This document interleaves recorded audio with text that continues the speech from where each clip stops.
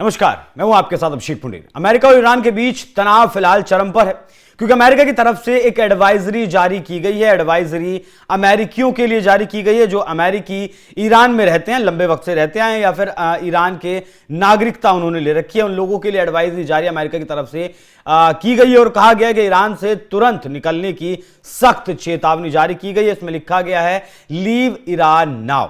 मतलब इसका साफ है कि कुछ ना कुछ बहुत बड़ा अमेरिका की तरफ से प्लान किया जा रहा है क्योंकि ओमान में दोनों देशों के बीच आज 6 फरवरी से एक बैठक शुरू हुई है। इस बैठक का मुख्य जो मकसद है वो ये है कि ईरान परमाणु हथियार नहीं बनाएगा। उसके पास जो यूरेनियम है एनरिचमेंट जिसका उसने किया हुआ है वो या तो नष्ट करेगा या फिर वो सौंप देगा और इसके लिए ईरान कतई भी तैयार नहीं है। तो इस एडवाइजरी के मायने क्या है, मतलब क्या है, दोनों देशों के बीच का मुख्य विवाद क्या है, अमेरिका की मांग क्या है और ईरान की तरफ से क्या कुछ कहा गया है, कौन सी मांग मानी जा रही है या फिर कौन सी नहीं मानी जा रही है, इन सारे विषयों पर आज चर्चा करेंगे। साथ ही बताएंगे कि अगर युद्ध होता है तो मिडिल ईस्ट पर कितना प्रभाव पड़ने वाला है। अब बाकी शुरुआत अगर करें तो 6 फरवरी 2026 को दोनों देशों के प्रतिनिधि ओमान के मस्कट में परमाणु वार्ता कर रहे हैं, जिसके बारे में मैंने आपको बताया। ईरान ने वार्ता से पहले खोरवर शहर 4 जैसी 2000 किलोमीटर तक मार करने वाली बैलिस्टिक मिसाइलों की तैनाती कर दी है। तो एक तरफ यूएसएस अब्राहम लिंकन की तैनाती अमेरिका की तरफ से अरेबियन सी में की गई है, दूसरी तरफ ईरान लगातार वीडियो जारी कर रहा है और साथ में परसों ही एक ईरानी ड्रोन को भी अमेरिका की तरफ से मार गिराया गया था जिसके बारे में कहा गया था कि यह अब्राहम लिंकन पर हमला कर सकता था। अब ईरान की तरफ से भी 2000 किलोमीटर तक मार करने वाली सैकड़ों मिसाइलें तैनात कर दी हैं। तो दोनों देशों के बीच तनाव तो फिलहाल चरम पर है और बातचीत की मेज पर आने से पहले दोनों देश अपनी ताकत को एक दूसरे को दिखा देना चाहते हैं। बाकी ये अमेरिका के लिए कड़ा संदेश ईरानी मिसाइलों को माना जा रहा है। तेहरान के वर्चुअल अमेरिकी दूतावास ने यह सुरक्षा एडवाइजरी जारी की। ईरान में सुरक्षा स्थिति लगातार बिगड़ रही है, सड़कें बंद हैं, पब्लिक ट्रांसपोर्ट में रुकावटें आ रही हैं, इंटरनेट ब्लॉकेज और कम्युनिकेशन भी पूरी तरीके से सीमित है। अमेरिकी नागरिकों को किसी भी रास्ते से ईरान छोड़ने की सलाह दी गई है। उड़ानें रद्द हो सकती हैं, इसीलिए आर्मेनिया या फिर तुर्की जैसे पड़ोसी देशों से जमीन मार्ग से निकलने पर विचार करें, ऐसा एडवाइजरी में लिखा गया है। साथ ही यह भी बताया गया कि बहुत सारे देश ईरान में अपनी फ्लाइटें बंद कर सकते हैं जिसकी वजह से उन्हें परेशानी हो सकती है। अमेरिकी सरकार की मदद का भरोसा ना करें, यह भी अमेरिका की तरफ से कहा गया है क्योंकि ईरान में अमेरिकी दूतावास नहीं है और सहायता सीमित है। अब याद करिए, यह वही ईरान है जब 28 दिसंबर 2025 को ईरान में विरोध प्रदर्शन शुरू हुआ था महंगाई और बेरोजगारी और उनकी जो करेंसी है डॉलर के मुकाबले उसकी गिरती वैल्यू के खिलाफ। लेकिन ये प्रदर्शन जैसे ही सत्ता के खिलाफ पहुंचा, जैसे ही ये प्रदर्शन मांग करने लगा कि खामेनेई को सत्ता से हटा देना चाहिए या फिर हट जाना चाहिए, वैसे ही अमेरिका ने इन प्रदर्शनकारियों की मदद का भरोसा दिया और कहा कि मदद रास्ते में है। लेकिन वो मदद आज तक पहुंची नहीं ईरान के नागरिकों के लिए। कुछ रिपोर्ट्स दावा करती हैं कि 2 दिन में 43,000 से ज्यादा प्रदर्शनकारियों को मौत के घाट उतार दिया गया। उसके लिए इराक से मिलिशिया को बुलाया गया था। अब जो अमेरिका ईरान के नागरिकों की मदद का वादा किया था, उनकी मदद वो नहीं कर पाया और अब वो अमेरिका कह रहा है कि वो अपने नागरिकों की भी मदद नहीं कर पाएगा। तो ऐसे में उसकी $30 ट्रिलियन होने की अर्थव्यवस्था, $1 ट्रिलियन से ज्यादा का उसका जो कहें कि सेना का बजट है और 21 लाख की जो सेना है या फिर दुनिया में सबसे बड़ी जो आर्मी या फिर नौसेना या फिर वायुसेना की बात करें, सबसे उन्नत किस्म के उसके पास हथियार हैं, इतना सब होने के बावजूद भी अगर वो अपने नागरिकों की मदद नहीं कर पा रहा है तो ये अमेरिका के लिए एक बुरा सपना कह सकते हैं या फिर उस शब्द का इस्तेमाल मैं नहीं करना चाहता। बाकी इस एडवाइजरी में आगे कहा गया है कि दोहरी नागरिकता वाले लोग ईरानी पासपोर्ट से निकलें क्योंकि ईरान अमेरिकी पासपोर्ट को नहीं मानता और हिरासत का खतरा है। अगर आपने अमेरिका का पासपोर्ट दिखाया तो आपको गिरफ्तार भी किया जा सकता है। और साथ में यह भी कहा गया कि अगर तुरंत नहीं निकल पा रहे हैं तो सुरक्षित जगह पर पहुंचे, जरूरी सामान, खाना पानी, दवाइयां अपने पास जमा कर लें।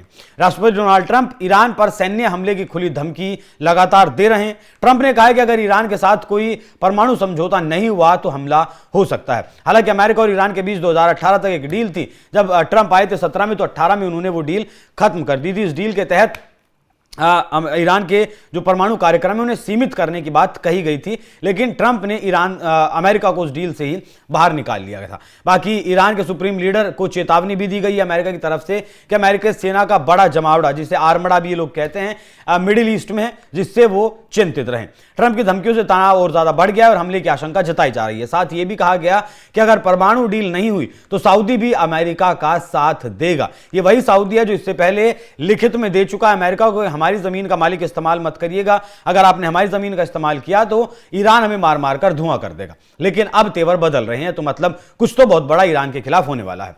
ईरान परमाणु मुद्दे पर बात करने को तैयार है, लेकिन अपने मिसाइल कार्यक्रम को सीमित करने से उसने इनकार कर दिया है। ईरान ने जवाबी कार्रवाई की भी धमकी दी है, अगर हमला हुआ तो क्षेत्रीय युद्ध हो सकता है।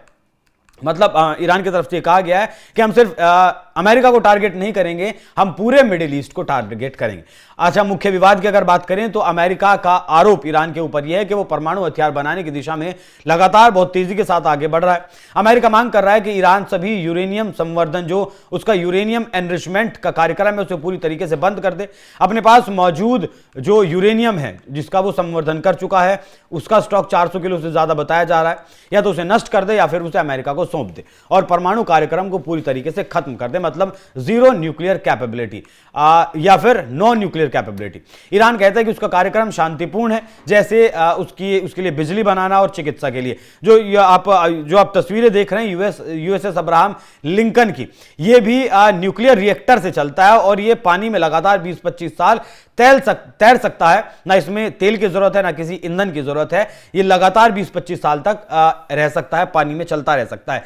ठीक वैसी एनर्जी बनाने की बात भी ईरान कर रहा है, लेकिन अमेरिका इस बात के लिए तैयार नहीं है। बाकी ईरान का कहना है कि वो न्यूक्लियर हथियार नहीं बना रहा है।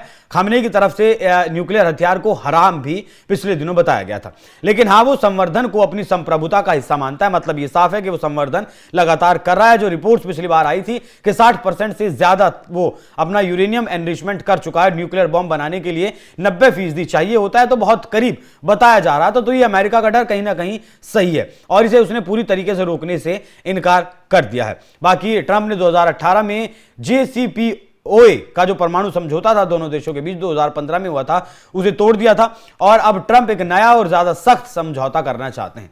2025 में अमेरिका इजराइल ने ईरान के परमाणु साइटों पर मिलकर हमले किए थे, जिसके बाद ईरान ने फिर से उसमें सुधार किया था। अमेरिका मांग करता रहा है कि ईरान अपने बैलिस्टिक मिसाइलों की संख्या, रेंज और विकास को सीमित करे, क्योंकि ये मिसाइलें इजराइल और अमेरिकी बेस को टारगेट कर सकती हैं। ईरान इसे अपनी रक्षा और डिफेंस का मुख्य हिस्सा मानता है और मिसाइलों पर बात करने से ही वो इनकार करता है। बाकी अमेरिका मांग करता है कि ईरान अपनी बैलिस्टिक मिसाइलों की संख्या, रेंज और उसे विकास को भी सीमित करे, क्योंकि ये कहीं ना कहीं अमेरिका और इजराइल को खतरा दे सकती हैं। दिसंबर 2025 में ईरान में बड़े पैमाने पर विरोध प्रदर्शन हुए, जिनमें हजारों लोग मारे गए। कुछ रिपोर्ट्स दावा करती हैं कि 43,500 तक मौतें हुई हैं। अमेरिका ने इसे दमन के रूप में देखा और कहा कि ईरान अपने नागरिकों के साथ कैसा व्यवहार करता है ये भी बातचीत का हिस्सा होना चाहिए, लेकिन ईरान कहता है कि वो हमारा देश है, हमारे नागरिक हैं, हम जैसे चाहें वैसा बर्ताव करें, आपको इससे कोई मतलब नहीं होना चाहिए। बाकी ट्रंप ने कहा कि अगर दमन जारी रहा तो हमला हो सकता है, लेकिन अब फोकस परमाणु पर ज्यादा है, क्योंकि प्रदर्शनों को ईरान में दबा दिया गया है। बाकी दूसरी तरफ की अगर बात करें तो दोनों देशों के बीच ओमान में फिलहाल बातचीत चल रही है। क्या कुछ इस बातचीत से निकल कर आता है वो देखने वाली बात रहेगी। ईरान कहता है कि बातचीत सिर्फ परमाणु कार्यक्रम और प्रतिबंध हटाने तक सीमित होनी चाहिए। अमेरिका ज्यादा व्यापक मांगे रख रहा है। अमेरिका का कहना है कि परमाणु, मिसाइल, प्रॉक्सी और मानवाधिकार, इन सब पर बात होगा। ट्रंप ने बार बार धमकी दी थी कि अगर डील नहीं हुई तो बॉम्बिंग होगी और अमेरिका ने मिडिल ईस्ट में बड़ी सैन्य तैनाती भी की है। ईरान ने जवाबी हमले की धमकी दी है, जिससे अमेरिकी बेस, इजराइल और क्षेत्रीय शिपिंग शामिल हो सकती हैं। अगर बात करें इससे पहले कितने हमले अमेरिका के द्वारा ईरान पर किए गए, तो 1988 में ऑपरेशन प्रेइंग मेंटिस किया गया था। जून 2025 में ऑपरेशन मिडनाइट हैमर किया गया था। 2020 में अमेरिका ने इराक में जनरल कासिम सुलेमानी, जो IRGC का कमांडर था, उसे ड्रोन हमले से मार गिराया गया था। यह ईरान की जमीन पर नहीं था, हालांकि ईरान का कमांडर था। 19-20 की अगर बात करें तो अमेरिका ने ईरान समर्थित मिलिशिया पर इराक, सीरिया में हमले किए थे, लेकिन ईरान पर यह सीधा हमला नहीं था। अमेरिका ने कई बार साइबर अटैक भी किए हैं और प्रॉक्सी के जरिए कार्रवाई भी की है, लेकिन ये प्रत्यक्ष सैन्य हमले नहीं थे। प्रत्यक्ष हमले 2 बार ही किए गए हैं। अमेरिका ने अब तक कितने देशों पर हमला किया है उसकी अगर बात करें तो 1976 से अब तक लगभग 400 से 500 देशों पर यह सैन्य हस्तक्षेप कर चुका है। 1991 से अब तक कम से कम 251 हस्तक्षेप कर चुका है। 1945 से अब तक लगभग 96 देशों में आक्रमण सीधा या फिर हस्तक्षेप कर चुका है। 1950 से अब तक लगभग 50 देशों में यह सीधे हमले या फिर आक्रमण कर चुका है। ईरान की तरफ से अगर तैयारी क्या है उसकी अगर बात करें तो जो धमकियां ट्रंप की आ रही हैं, ईरान ने 200% रेडिनेंस घोषित की है और कहा है कि वो किसी भी हमले का क्रॉसिंग जवाब देगा। हाल ही में 1000 नए स्ट्रेटेजिक ड्रोन, सुसाइड कॉम्बैट और रिकॉग्निशन जो ड्रोन्स हैं उन्हें सेना में शामिल किया गया है। आर्मी कमांडरों ने कहा है कि अमेरिकी बेस आसानी से टारगेट हो सकते हैं। ईरान ने रीजनल वॉर की चेतावनी दी है, अगर हमला होता है तो क्षेत्रीय युद्ध होगा।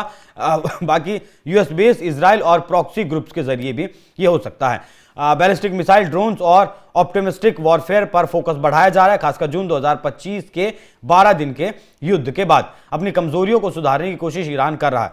ईरान ने ओमान में अमेरिका से न्यूक्लियर टॉक्स की तैयारी पूरी कर गया है, लेकिन मिसाइल प्रोग्राम पर बात करने से इनकार किया है। अब ऐसे में जब इनकार कर दिया है तो देखने वाली बात रहेगी कि क्या ये बातचीत सफल हो पाती है या फिर नहीं, या फिर ट्रंप जो कह रहे हैं कि वो हमला कर सकते हैं, बॉम्बिंग कर सकते हैं, वैसा कुछ करते हैं। बाकी संदेश जो आ रहे हैं, जो डॉट जुड़ रहे हैं, वो इसी तरफ इशारा कर रहे हैं कि कभी भी ईरान के ऊपर बड़ा हमला अमेरिका की तरफ से हो सकता है। बाकी आप लोग इस विषय पर क्या सोचते हैं, कमेंट बॉक्स में अपनी राय जरूर दीजिएगा। नमस्कार।